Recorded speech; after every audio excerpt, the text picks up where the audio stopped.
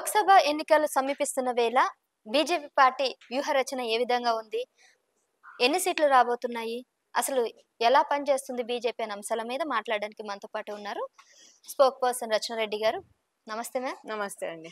రామ్ మందిరము ఈ రోజు అంటే మొన్న జనవరి 22 రోజు ప్రాణప్రతిష్ఠ అయినా, లేకపోతే ఒక 6 నెలల తర్వాత అయినా, 6 నెలల ముందైనా, లేకపోతే ఏడాది తర్వాత అయినా ఎప్పుడూ ఇదొక పొలిటికలీ మోటివేటెడ్ సిచ్యువేషనే, ఇదొక పొలిటికలీ మోటివేటెడ్ యాక్టివిటీనే అంటారు. ఎందుకంటే భారతదేశంలో అన్ఫార్చునేట్లీ ఇప్పుడు ఎట్లయిపోయిందంటే హిందువులు హిందువులు కలిసి ఏదన్నా ఒక ఒక ఒక ప్రక్రియ చేపడితే అది కమ్యూనల్, అది పాలిటిక్స్, అది పొలిటిసైజ్ అయిపోయింది.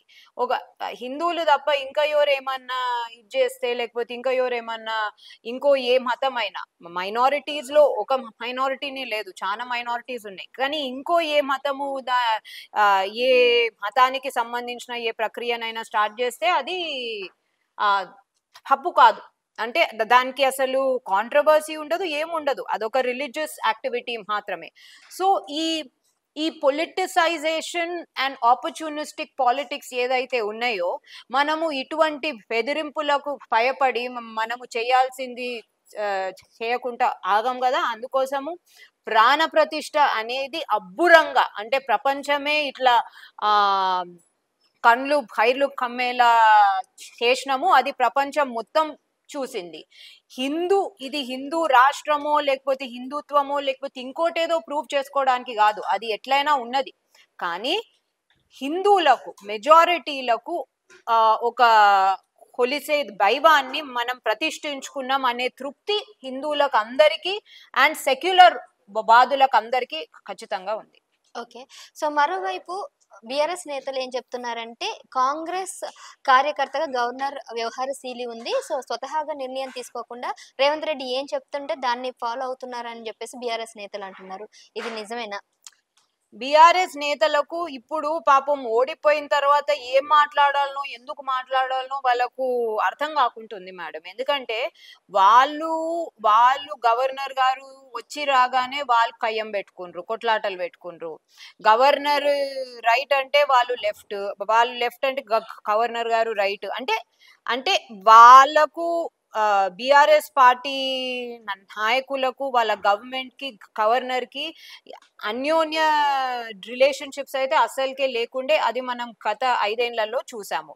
అప్పుడు వాళ్ళు ఏమన్నారు, గవర్నర్ గారు పాపము పాస్ట్ లో బీజేపీ స్టేట్ చీఫ్ ఉండే కాబట్టి అక్కడ అదేంది తమిళనాడులో ఇక్కడ బీజేపీ చెప్పినట్టే నడుచుకుంటుంది అని బీజేపీ మీద ఏడ్చిండ్రు, ఇప్పుడు కాంగ్రెస్ మీద ఏడుస్తుండ్రు. సో అసలు BRS party clarity, BRS party confusion ని బీఆర్ఎస్ పార్టీనే చూసుకోవాలి. కానీ గవర్నర్ గారు ఖచ్చితంగా బీఆర్ఎస్ పార్టీ నాయకత్వం ఉన్నప్పుడు అంతే స్ట్రిక్ట్ గా, అంతే కాన్స్టిట్యూషనల్ గా తను ఫాలో అయ్యారు. ఇప్పుడు కూడా అంతే కాన్స్టిట్యూషనల్ గా, స్ట్రిక్ట్ గా ఖచ్చితంగా ఉంటారు.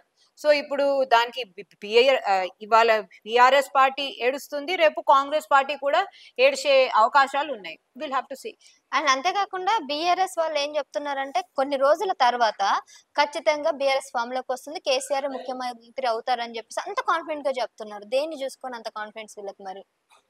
ఏమో కాంగ్రెస్ వైఖరిని చూసి, కాంగ్రెస్ అంటే ఇప్పుడు మీరు చూస్తుంటే కాంగ్రెస్ ప్రభుత్వం వచ్చి 2 నెలల కన్నా ఎక్కువ అవుతున్నా, దాదాపు 60 రోజుల కన్నా ఎక్కువైనా అసలు ఒక కొత్త ప్రభుత్వం వచ్చిందా, కొత్త రాష్ట్ర ప్రభుత్వం వచ్చిందా, కొత్త నాయకులు వచ్చిండ్రా అని అంటే ఒక అవగాహన వస్తలేదు మనకెందుకో. సో ఎందుకంటే రాష్ట్ర ప్రభుత్వం ఒక స్లంబరస్, అంటే ఒక పండి లేచిన మోడ్ లో ఉన్నది కాబట్టి. సో అందుకోసం అని చెప్పేసి నాకు తెలిసి వీళ్ళ రాష్ట్ర ప్రభుత్వము, కాంగ్రెస్ పార్టీ ఎలా ప్రభుత్వాన్ని నడుపుతుందో దాన్ని చూసి వాళ్ళు అట్లా అంటుండొచ్చు, కానీ అది ఇక మనకు ఫ్యూచర్ లోనే తెలుస్తుంది ఏమైతుందో. మీకు ఎట్లా అనిపిస్తుంది కాంగ్రెస్ ప్రభుత్వం 50 రోజుల పరిపాలన చూసిన తర్వాత మీకు ఎట్లా అనిపిస్తుంది? పరిపాలన లేదు మేడం. అనిపించుడు అంటే మంచి అయినా చెడు అయినా ఎప్పుడు అనిపిస్తుంది? ఏదైనా చూసినప్పుడు, ఏదన్నా నచ్చింది అయినప్పుడైనా, లేకపోతే ఏదైనా బాధిస్తున్నది అయినప్పుడైనా అనిపించుడు. అంటే దానిలో ఒక ఈక్వేషన్ ఉంటది. అసలు క్వాంటిఫై చేయడానికే ఏమి కాలేదు. అంటే స్లంబరస్ మోడ్ అంటే పడుకొని ఉంది ప్రభుత్వం. సో ఏమీ ఎక్కడ కావడం లేదు. సో నాకు ఎటువంటి దాని మీద ఎటువంటి ఒపీనియన్ కూడా లేదు. కానీ వాళ్ళు చెప్పిన 6 గ్యారెంటీలో 13 గ్యారెంటీలో అయితే ఖచ్చితంగా పూర్తి అయితే లేవు. వాళ్ళు రైతు బంధు, రైతు భరోసాకు అంటే ఇంకో 40 రోజులు ఉన్నా గానీ దాంట్లో ఇంకా ఏమి స్టార్ట్ కాలేవు. కానీ రైతు బంధు, రైతు భరోసా వాళ్ళు December 9th అని ఇచ్చుకుండ్రు, ఇంకా అవి రానేలేదు. మరి రైతు బంధు రాలేదన్నానికి చెప్పుతోని కొడతా అని చెప్పేసి ఎలా అంటున్నారు మరి వీళ్ళు? చూపెట్టమని చెప్పండి కదా, చూపెట్టమని చెప్పండి. అండ్ కొంచెం ఆ పొగరుని తక్కువ చేసుకోమని చెప్పండి. అంటే ఇట్లా చెప్పులతోనో లేకపోతే ఇంకా దేంతోనో మనకు చదువు ఎట్లయినా లేదనుకో, సంస్కారం కూడా లేకుండా ఉంటే మంచిగుండదు. Okay. So apart from this BJP గురించి మాట్లాడుకున్నట్లయితే ఎంపీ ఎలక్షన్స్ లో ఎక్కువగా వచ్చే అవకాశాలు ఉన్నాయని చెప్తున్నారు. సో అసెంబ్లీ ఎన్నికల్లో అయితే ఎలాగో కొద్దిగా నిరుత్సాహపరిచారు. మరి ఎంపీ ఎలక్షన్ లో మీకు ఎన్ని సీట్లు వచ్చే అవకాశం ఉంది? ఎలా ఉంది మరి? ఖచ్చితంగా ఎంపీ ఎలక్షన్స్, అసెంబ్లీ ఎలక్షన్స్ లోనే మీరు కుగ్రామాలలో అంటే లోపల ఉన్న గ్రామాలలో కూడా క్లియర్ గా అసెంబ్లీ ఎలక్షన్స్ కొన్ని కారణాల వలన మేము ఇంకో పార్టీకి వేసినా గానీ ఎంపీని అయితే ఖచ్చితంగా కమలంకి, మోదీ గారికే మా ఓటు అని చెప్పేసి పెద్ద పెద్ద వాళ్ళు కూడా అన్నారు. సో ఖచ్చితంగా ఎంపీ అంటే నేషనల్లీ భారతదేశంలో చూస్తే ఇంకో ఏ ఆప్షన్ లేదు.